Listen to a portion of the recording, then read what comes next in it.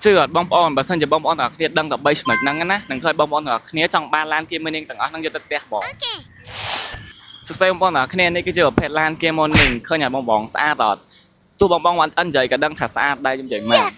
บองจำนวนตีมวยนั่นคือตีมวยลานเกมหนึ่งนั่งซีซังติดแล้วเชื่อมาชมเวซีซังตรำแต่บุญเล็ดแต่ปรามเล็ดក្នុងระยៈចម្ងាយ100 គីឡូម៉ែត្រតែប៉ុណ្ណោះ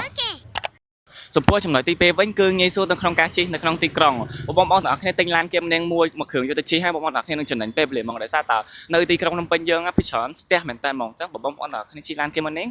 ដឹងតើចំណេញពេលវេលាមកចំណុចទី3វិញគឺ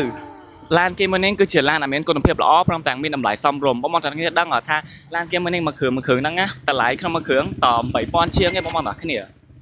បើសិនជាបងប្អូនទាំងអស់គ្នាមានតម្រូវការចង់បានឡានkemនាងហ្នឹងយកទៅប្រើប្រាស់ជាប្រចាំថ្ងៃឬក៏យកទៅជិះអីចឹងណាបងប្អូនទាំងអស់គ្នាកុំភ្លេចមកការ៉ា KR Auto យើងបានដោយការ៉ា KR Auto យើងមានលក់ឡានប្រភេទឡានkemនាងដែល